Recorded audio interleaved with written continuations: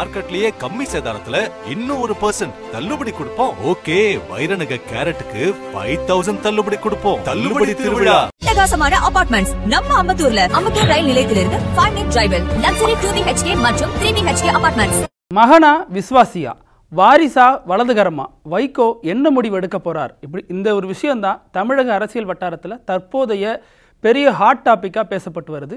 இன்னும் சொல்லப்போனால் மல்லை சத்யாவா துரை வைகோவா, கட்சியோட நிலைப்பாடு என்ன, மதிமுக என்ன ஸ்டாண்ட் எடுக்க போகுது அப்படிங்கிற சர்ச்சையெல்லாம் உருவாகிறதுக்கு காரணம் இன்னைக்கு காலையில் சரியாக ஒரு 11:49 போல் துரை வைகோ ஒரு போஸ்ட் போடுறாரு. அந்த அறிக்கையில் என்ன சொல்கிறாரு அவரது ஃபேஸ்புக் பக்கத்தில் அப்படின்னா, மதிமுகவில் நான் பொறுப்பை வகிச்சுட்டு வர அந்த முதன்மை செயலாளர் பொறுப்பிலிருந்து விலகிறேன் அப்படின்னு சொன்னதோடு மட்டும் இல்லாமல் அவர் ஒரு 3 பக்கத்துக்கு அறிக்கையும் வெளியிட்டிருக்காரு. அந்த அறிக்கையில் என்ன சொல்லப்பட்டிருக்கு அப்படிங்கிறது ஒவ்வொரு வார்த்தைக்கும் இடையில இப்போ டீகோடிங் செய்யப்பட்டே வந்துட்டு இருக்கு. அந்த அறிக்கை எப்படி ஆரம்பிக்குது அப்படின்னா, நான் என்னதான அரசியல் குடும்பத்தோட பின்புலத்தில் இருக்கிற ஒருத்தனா இருந்தாலும் உங்க எல்லாருக்கும் தெரியும், நான் தாமரை இலை தண்ணீர் போல தான் அதில் நான் இருந்துட்டு வந்தேன். அரசியலோட எனக்கு எந்த தொடர்பும் இல்லாமல் இருந்துச்சு.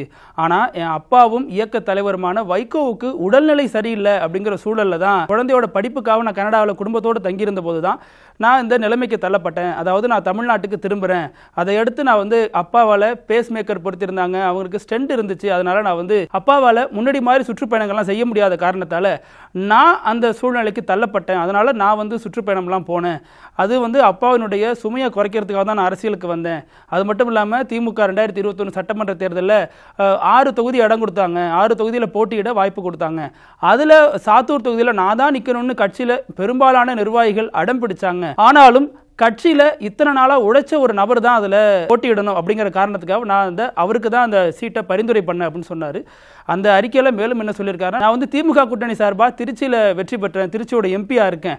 அதுலேயும் என்ன காரணம், நான் நிற்க விரும்பவே இல்லை. கட்சியோட நிர்வாகிகள் என்னை ரொம்ப வலியுறுத்தினதுனால வேறு வழி இல்லாமல் நின்று, அதுவும் தனிச்சின்னத்தில் தீப்பெட்டி சின்னத்தில் போட்டியிட்டோம். 15 நாளில் நான் வெற்றியும் பெற்றோம். அதற்கு காரணம் திமுக கூட்டணி, கட்சி நிர்வாகிகளுடைய கடுமையான உழைப்பு, தொண்டர்களுடைய ஆதரவு அப்படின்னு அந்த அறிக்கையில் பல இடங்கள் பேசப்பட்டிருந்தாலும் முக்கியமான விஷயமா என்ன கவனிக்கப்படுது அப்படின்னா, அவர் ஒரு நபரை குறிப்பிடுறாரு. அதாவது கட்சிக்கும் இயக்கத்துக்கும் சில எதிரான வேலைகளை செய்கிறாரு, பத்திரிகை ஊடகங்களில் அது குறித்து தகவல் தராரு அப்படின்னு சொல்லிட்டு அதுக்கடுத்து சொல்கிறார், நான் கட்சியோட தலைமை கழக செயலாளராக தேர்ந்தெடுக்கப்பட்டப்ப கூட அவருக்கு ஒரு அவரால் அதை ஏற்றுக்கவே முடியல. அந்த ஒரு ஆற்றாமையிலே இருந்துட்டு வந்தவர் தான் கடந்த ஒரு 4 வருஷமாக கட்சிக்கும் தலைவருக்கும் எதிராக பல வேலைகளை செஞ்சிருக்காரு அப்படின்னு அந்த அறிக்கையில் அந்த ஒரு நபரை பெயர் குறிப்பிடாமல் குற்றம் சாட்டுறாரு. அந்த ஒரு நபர் யார் அப்படிங்கிறத அவர் வெளிப்படையாக சொல்லியிருக்கலாமே அப்படிங்கிற கேள்விகளும் எழுப்பப்படுது. அந்த அறிக்கையில் கடைசியாக சொல்கிறாரு, நான் கட்சிக்கும் தலைவருக்கும் எந்த விதமான பிரச்சனையும் ஏற்படுத்த மாட்டேன் அப்படின்னு சொல்கிறார். ஸோ அதனால தான் அந்த பேரை அவர் குறிப்பிடலை அப்படின்னு சொன்னாலும் மதிமுக வட்டாரங்களில் பலரும் சொல்கிற பெயர் என்னவா இருக்குன்னா மல்லை சத்யா, கட்சியினுடைய அதாவது மதிமுகவினுடைய துணை பொதுச் செயலாளர். மதிமுகவில் இருந்த பல சீனியர்கள் துரை வைகோவோட வருகையை ஒட்டி கட்சியை விட்டு வெளியேறினாங்க. குறிப்பாக மதிமுகவினுடைய அவைத் தலைவராக இருந்த திருப்பூர் துரைசாமியிலிருந்து கோவை ஈஸ்வரன்லேருந்து பலரும் அந்த கட்சியை விட்டு வெளியேறினாங்க. அதற்கு அவங்க சொன்ன காரணம், துரை வைகோ வாரிசாக வராரு, வாரிசு அரசியலுக்கு எதிராக தொடங்கப்பட்ட மதிமுகவில் எப்படி இன்னொரு வாரிசை நாங்கள் ஏற்றுப்போம் அப்படிங்கிற குரலை முன் வச்சு அவங்க வெளியேறினாங்க. அதில் இப்போ சமீபத்தில் ஈரோடு கணேசமூர்த்தியோட தற்கொலை கூட இவருக்கு எம்பி சீட்டு கொடுத்ததுக்காக தான் அந்த இதெல்லாம் நடந்துச்சு, இந்த வாரிசுக்கு எதிராக தான் நடந்துச்சு அப்படிங்கிற மாதிரி சர்ச்சைகளும் பேசப்பட்டுச்சு. அதற்கு பின்னாடி அதுக்கு வேறொரு காரணங்களும் சொல்லப்பட்டுச்சு. இந்த நேரத்தில் தான் சமீப நாட்களுக்கு முன்னாடி மதிமுகவில் தொழிலாளர் முன்னணி அந்த சார்பாக ஒரு பொதுக்குழு நடைபெற்றது. மதிமுகவினுடைய ஒரு அமைப்பு அந்த சார்பாக அந்த பொதுக்குழு அங்கே எழும்பூர் தாயகத்தில் நடைபெற்றது. அந்த நிகழ்ச்சியில் தான் மல்லை சத்யா துரை வைகோ இடையிலான அந்த பனிப்போர் அப்படிங்கிறது பகிரங்கமாக வெடிச்சிச்சு அப்படின்னு சொல்லப்படுது.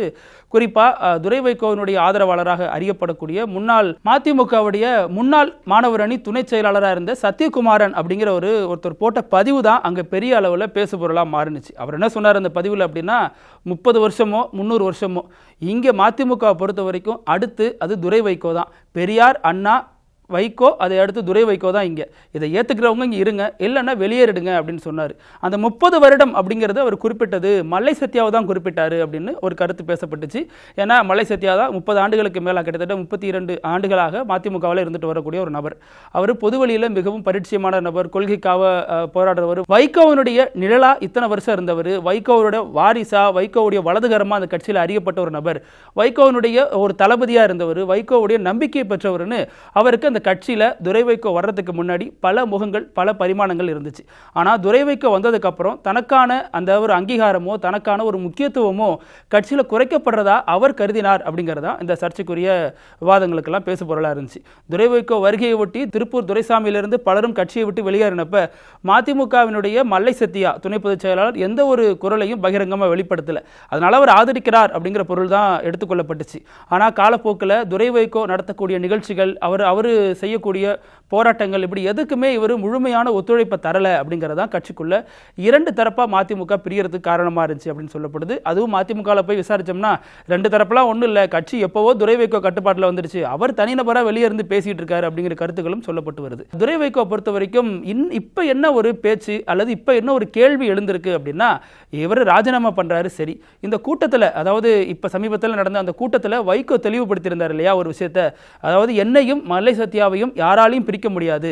அந்த ஏன்னா நானும் அவரும் ஒரு கண்ணாடி மாதிரி கிடையாது, கண்ணாடி தான் விரிசல் ஏற்பட்டால் அது உடஞ்சிரும், நாங்கள் தண்ணீர் மாதிரி விரிசல் ஏற்பட்டாலும் மீண்டும் அது ஒன்றா சேர்ந்து போகும், தண்ணீரில் விரிசல் ஏற்படுறதுக்கு வாய்ப்பே குறைவு, நானும் மல்லை சத்யாவும் அப்படித்தான் அப்படின்னு வைகோ ரொம்ப ஸ்ட்ராங்காக அதே அந்த பிரச்சனைக்குரிய அந்த மீட்டிங்கில் பேசியிருந்தார். இந்த ஒரு போஸ்ட்டுக்கு தான் மல்லை சத்யா இன்னொரு போஸ்ட் போட்டு பதிலும் கொடுத்திருந்தாரு. நான் கட்சிக்கு ரொம்ப தீவிரமாக உழைச்சவன், பல ஆண்டுகள் கட்சியில் இருந்தவன், அதனால எனக்கு இப்போ பல பட்டங்கள் கொடுக்கப்படுது, புற்றுநோயின்னு சிலர் சொல்கிறாங்க, சிலர் என்ன ஒரு வேஷதாரின்னு சொல்கிறாங்க, சிலர் என்ன பத்தினி வேஷம் போடுறேன்னு சொல்கிறாங்க அப்படின்னு பலரும் பல விதமாக பேசினாலும் வைகோவோட நெஞ்சில் எனக்கு ஒரு இடம் நிச்சயமாக என்னைக்குமே உண்டு. நம்பிக்கைட்டான் சத்யா அப்படின்னு வேணா வரலாறு நினைவு வச்சுக்கும், ஒருபோதும் நம்பிக்கை துரோகம் செய்தவன் சத்யா அப்படின்னு வரலாறு குறிப்பு வைக்காது அப்படின்னு ரொம்ப உறுதியாக மல்லை சத்யா அந்த பதிவில் சொல்லியிருந்தார். அதுபோக இது மாதிரி எனக்கு எதிராக வரக்கூடிய பதிவுகளுக்கெல்லாம் நானே கருத்து போடுறேன், நீங்கள் யாரும் அதாவது அவரது ஆதரவாளர்கள் யாரும் இதில் உள்ள வர வேண்டாம் அப்படின்னு அந்த பதிவில் சொல்லியிருந்தார். அதை அடுத்து திருச்சியில் ஒரு தீர்மானம் போடப்பட்டுச்சு, மல்லை சத்யாவை நீக்க கோரி மதிமுகவினுடைய துணை பொதுச் செயலாளராக இருக்கக்கூடிய மல்லை சத்யாவை நீக்க கோரி திருச்சி மதிமுக சார்பாக ஒரு தீர்மானம் நிறைவேற்றப்பட்டது. கட்சி மட்டும் இல்லாமல் தமிழகம் முழுக்கும் ஒரு அதிர்வலைகளை ஏற்படுத்தினுச்சு. ஏன்னா திருச்சிங்கிறது துரை வைகோவனுடைய எம்பி தொகுதி. இந்த எம்பி தொகுதியிலிருந்து இப்படி ஒரு இது வருதுன்னா அப்போ துரை வைகோவனுடைய ஆதரவு இல்லாமல் அல்லது அவரது ஆலோசனை இல்லாமல் இப்படி வந்திருக்குமா அப்படிங்கிற கேள்விகளும் எழுப்பப்பட்டுச்சு. ஏன்னா அந்த தீர்மானத்துக்கு அப்புறம் துரை வைகோ எந்த விதமான ஒரு கண்டிப்பையோ அல்லது இந்த தீர்மானம் தப்பு இதை போடக்கூடாது அப்படின்னு எந்த விதமான ஒரு அறிக்கையும் அவர் வெளியிடலை. அதே நேரம் மதிமுகவின் பொதுச் செயலராக இருக்கக்கூடிய வைகோ ஒரு அறிக்கையை வெளியிட்டார். அந்த அறிக்கையில் ரொம்ப தீர்க்கமாக சொல்லியிருந்தார், இது மாதிரி கட்சி கட்டுப்பாடுகளை மீறி இது மாதிரி ஒரு அறிக்கைகள் தீர்மானங்கள்லாம் வரக்கூடாது, ஒரு நிர்வாகிக்கு எதிராக இந்த மாதிரி தீர்மானம் போடக்கூடாதுன்னு அவர் கேட்டுக்கொண்டது அடிப்படையில் திருச்சி உள்ளிட்ட சில மாவட்டங்களுடைய அந்த தீர்மானங்கள்லாம் போடுறதை நிறுத்திட்டாங்க.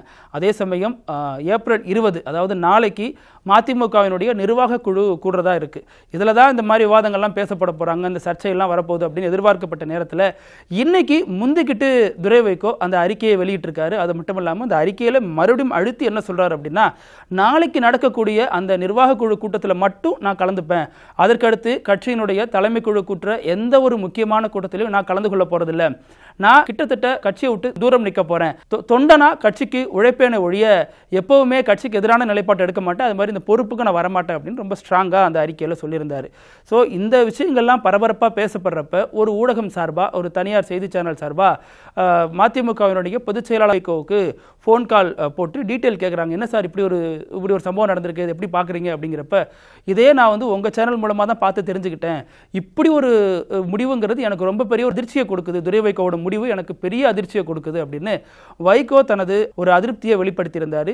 இது வைகோ விசஸ் துரை வைகோ மோதலா அல்லது துரை வைகோ விசஸ் மல்லை சத்யா மோதலா அப்படிங்கிற கேள்வியை இப்போ பொதுவெளியில் எழுப்பியிருக்கு. என்ன இருந்தாலும் அந்த அறிக்கைப்படி துரை வைகோ தன் தந்தைக்கு எதிராக எதையும் செய்யல, அதே நேரம் தனது தந்தையின் தீவிர விசுவாசியா இருக்கக்கூடிய மல்லை சத்யாவை ஓரங்கட்டுறது அப்படிங்கிறது அது வைகோ ரொம்ப ஸ்ட்ராங்கா இருக்காரு. மல்லை சத்யா எனது விசுவாசி, இத்தனை வருஷம் எதையும் எதிர்பார்க்காம என் கூட நின்ன ஒரு நபரு, அவரை கட்சியை விட்டு வெளியேற்ற என்னால் முடியாது அப்படிங்கிறதுல வைகோ ரொம்ப உறுதியா இருக்காரு.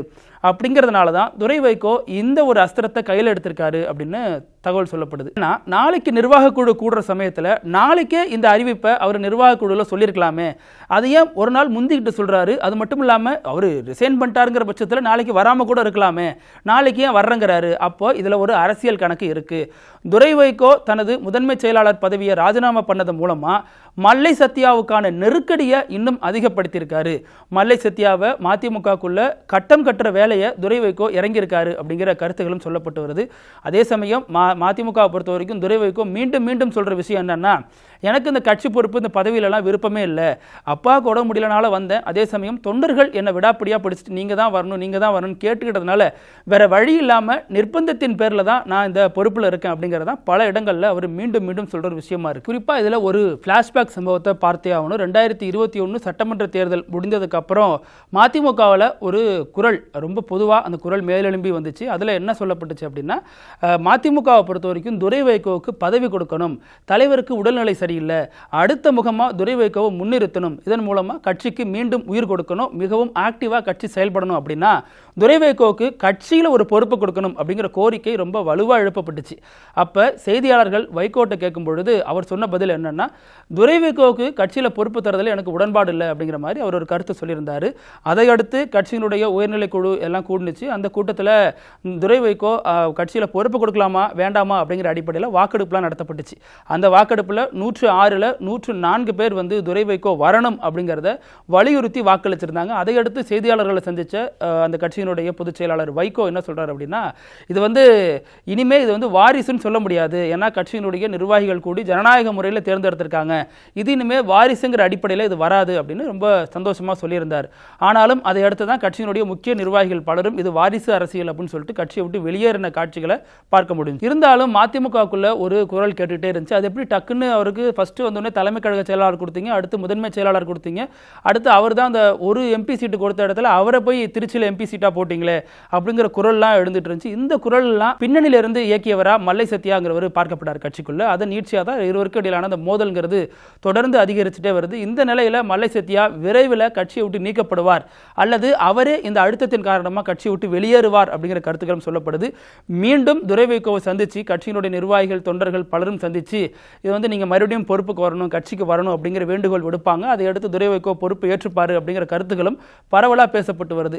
தமிழக அரசியல் கட்சிகளை பொறுத்த வரைக்கும் இன்னைக்கு தமிழக கட்சிகளுக்கு போதாத காலம் அப்படின்னு தான் பார்க்கப்படுது. ஏன்னா ஒவ்வொரு கட்சியிலையும் ஒவ்வொரு சிக்கல் போயிட்டு இருக்கு. குறிப்பாக இந்த மாதிரி பாமகல இதே மாதிரியான பிரச்சனை போயிட்டு இருக்கு. இங்கே அதில் கொஞ்சம் வெர்ஷன் மாதிரி வேற ஒரு பிரச்சனை மதிமுகவில் போயிட்டு இருக்கு. கட்சியில் இன்னும் ஒரு அங்கீகாரம் வரல. நீண்ட நாட்களுக்கு பிறகு கட்சி இப்போதான் ஒரு 4 எம்எல்ஏ வச்சிருக்காங்க, ஒரு எம்பி வச்சிருக்காங்களே ஒழிஞ்சு அந்த 4 எம்எல்ஏவும் திமுக சின்னத்தில் நின்று போட்டியிட்டவங்க. அந்த ஒரு எம்பி மட்டும்தான் சுயேட்சையாக போட்டியிட்டவர். நேற்று ஆரம்பித்த நாம் தமிழர் கட்சியெல்லாம் இன்னைக்கு மிகுந்த செல்வாக்கோடு இருக்காங்க. அது மட்டும் இல்லாமல் அவங்களுக்கு 8% வாக்கு வங்கிங்கிற அடிப்படையில் தேர்தல் ஆணையமும் அவங்கள மாநில கட்சியை அங்கீகரிச்சிருக்காங்க. நாம இன்னும் அந்த வெறுமனே பதிவு செய்யப்பட்ட கட்சிங்கிற இடத்தை தாண்டி இன்னும் நமக்குன்னு ஒரு சின்னம் கூட நமக்கு உறுதியாக வாங்கலை. அதுக்குள்ள கட்சியில் இவ்வளோ பிரச்சனை தேவையா அப்படின்னு ஒரு குரலும், இன்னொரு பக்கம் இவ்வளோ பிரச்சனைக்கு மத்தியில் ஒரு வலுவான தலைவர் இருந்தால் தான் கட்சியை அடுத்த கட்டத்துக்கு எடுத்துட்டு போக முடியும், அதற்கு கண்டிப்பாக துரை வைகோ தேவை அப்படிங்கிற இன்னொரு குரல்களும் ரொம்ப வலுவாக கட்சிக்குள்ள ஓங்கி ஒலிக்க தொடங்கி இருக்கு. இதில் மல்லை சத்யாவுக்கு எதிரான குரல் தான் கட்சிக்குள்ள பல இடங்கள்லையும் ஒழிச்சிட்டு இருக்கிறத பார்க்க முடியுது. குறிப்பாக திருச்சியினுடைய மதிமுக மாவட்ட செயலாளராக இருக்கக்கூடிய சோமு என்ன சொல்றாரு அப்படின்னா, எப்பவுமே துரை வைகோ பக்கம் தான் நாங்கள் நிற்போம், மல்லை சத்யாவை பொறுத்த வரைக்கும் நாங்கள் கட்சி மேடை போட்டு கொடுத்தா தான் அதில் பேசுவாரை ஒழிஞ்சு அவருக்குன்னு வேற என்ன இருக்கு அப்படிங்கிற வகையில் அவரை ரொம்ப கடுமையாக தாக்குறதோட முன்னோட்டமாக என்ன பார்க்க முடியுது அப்படின்னா, கட்சியினுடைய நிர்வாகிகள்லாம் முக்கியமான ஒரு முடிவுக்கு வந்துட்டாங்க. கிட்டத்தட்ட மல்லை சத்யாவை கட்சியை விட்டு ஓரங்கற்ற முடிவு எடுத்துட்டாங்க அப்படிங்கிறத பார்க்க முடியுது. அதே சமயம் மீண்டும் துரை வைகோ கட்சிக்குள்ள வரப்போகிறாரு அப்படிங்கிற தகவலும் சொல்லப்படுது. இதையடுத்து வைகோ தான் இப்போ ரொம்ப ஒரு சிக்கலான நிலைமையில் இருக்காரு அப்படின்னு சொல்லப்படுது. ஏன்னா கட்சியினுடைய மூத்த சீனியர்கள், கட்சி ஆரம்பிக்கப்பட்டதிலிருந்து 90கள் தொடக்க காலத்திலிருந்து இப்போ வரைக்கும் அவர் கூட இருக்கிறதுல ரொம்ப சீனியர் யாருன்னு பார்த்தா அது மல்லை சத்யாவாக தான் இருக்கும். அவருக்கு முந்தைய சீனியர்கள் அல்லது அவருக்கு அடுத்து வந்த சீனியர்கள் பலரும் அவரை விட்டு வைகோவை விட்டு வெளியேறின சமயத்திலிருந்து பல இக்கட்டான காலத்திலையும் மல்லை சத்யா தான் வைகோ கூட இருந்திருக்காரு. அதனால இதில் வைகோவால் ஒரு உறுதியான முடிவு எடுக்க முடியாத நிலைமையே இருக்கிறத பார்க்க முடியுது. இதைத்தான் துரை வைகோ அதிர்ச்சியாகி இப்போ இப்படி ஒரு அதிர்ச்சியான ஒரு ட்ரீட்மெண்ட் கொடுத்திருக்காரு அப்படிங்கிற தகவலும் சொல்லப்படுது. நாளை நிர்வாக குழு கூட இருக்கு. அதில் என்ன மாதிரியான வாதங்கள் நடக்க போகுது, என்ன மாதிரியான சர்ச்சைகள் ஏற்பட போகுது அப்படிங்கிறது தான் இப்போதைக்கு ஒரு பெரிய பேசுபொருளாக மாறி இருக்கு. ஏன்னா நாளைக்கு துரை வைகோ வரப்போறார் அப்படிங்கிறது அவரே சொல்லியிருக்காரு. அதே மாதிரி இந்த சைடில் மல்லை சத்யாவும் வரப்போறார். 2 தரப்பு ஆதரவாளர்களும் அந்த நிர்வாக குழு கூட்டத்தில் இருக்க போறாங்க. இதுல என்ன மாதிரியான விஷயங்கள், வைகோ என்ன முடிவு எடுக்க போறார், மல்லை சத்யா அடுத்த கட்ட நகர்வு என்னவாக இருக்க போகுது, துரை வைகோ மீண்டும் கட்சிக்குள்ள வருவாரா அப்படிங்கிற பல கேள்விகளை இந்த சம்பவம் எழுப்பி இருக்கு. அதே சமயம் துரை வைகோ இந்த முடிவை மறுபரிசீலனை பண்ணணும் அப்படின்னு கட்சியினுடைய முன்னணி அமைப்புகளும் முன்னணி நிர்வாகிகளும் கட்சிகளும் அவருக்கு ஆதரவான குரல்களை கொடுத்திருக்கிறதையும் பார்க்க முடியுது. என்ன நடக்கும் அப்படிங்கறத பொறுத்திருந்து பார்க்கலாம். நன்றி. நக்கீரன் டிவிக்கு சப்ஸ்கிரைப் செய்யுங்கள். உங்கள் ஆதரவே எங்கள் பலம். ஆசிரியர்களுக்கு நண்பனாகவும் மாணவர்களுக்கு ஆசானாகவும் திகழும் தேர்வு வழிகாட்டி. ஒவ்வொரு பாடத்திற்கும் அனுபவமிக்க ஆசிரியர்களின் துல்லியமான தெளிவான விடைகள். CNC இருக்கு, தேர்வு பயம் எதற்கு? இது தீரன் பப்ளிஷிங் ஹவுஸ் விற்பனை வெளியீடு.